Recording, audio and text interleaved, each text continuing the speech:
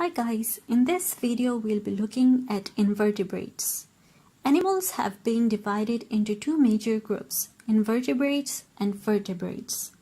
Vertebrates are animals with a backbone and invertebrates are animals without a backbone. Invertebrates have been classified into four major groups, arthropods, mollusks, annelids, and nematodes. Arthropods are again classified into four groups, insects, arachnids, myriapods, and crustaceans. Now take a deep breath as we'll be going through the different invertebrate groups. And I have a very weird mnemonic for you guys.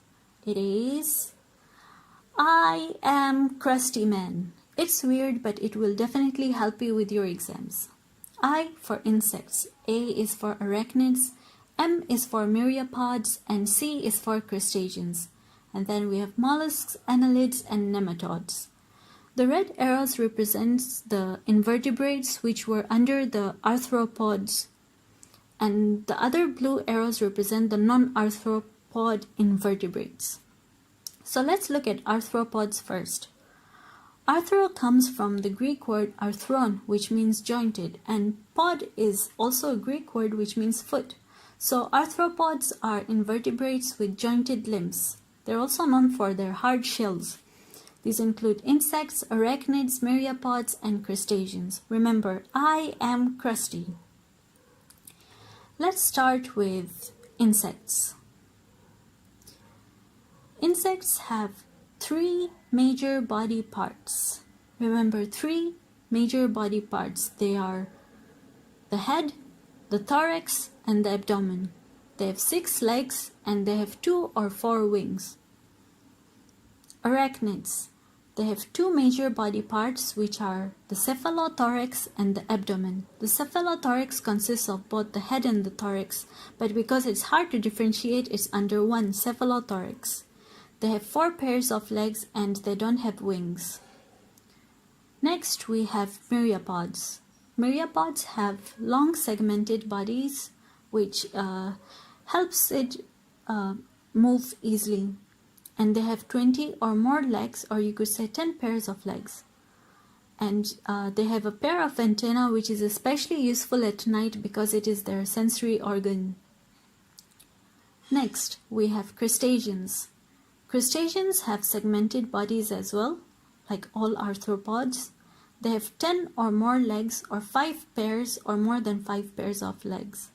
And crustaceans have gills because they live in water. They have 2 major body parts like the arachnids, which are the cephalothorax and the abdomen. And they have 2 pairs of antennas. Moving on to mollusks. Mollusks have soft bodies and a muscular foot. The soft bodies are usually protected by a shell which is made of calcium carbonate.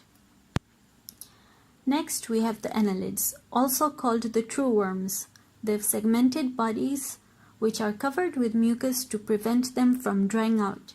And generally they're hermaphrodites, meaning that the female and male organs are found in the same body. So, yes.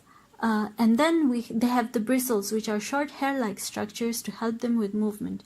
Another thing to notice is their ends. As you can see, they're rounder. This will help you to differentiate them from another group which are called the nematodes. The nematodes are unsegmented, unlike the annelids, and as you can see, their edges are tapered, meaning that the thickness is decreasing towards the end. They're also covered with mucus to prevent them from drying out, and generally are hermaphrodites, again meaning that the male and female organs are found in one body. And they too have bristles to help them with movement. So to summarize it all, invertebrates have been divided into 4 groups: arthropods, mollusks, annelids, and nematodes. And arthropods are further classified into insects, arachnids, myriapods, and crustaceans. Arachnids, myriapods, and crustaceans are under arthropods, and one way for you to remember this is to remember the R in them, but don't forget about the insect. as well. even though it doesn't have R. But if you want to make life easier for yourself, just remember, I am crusty man. This should be able to help you recall everything you learned in your exam. That's it. Thank you for watching and take care.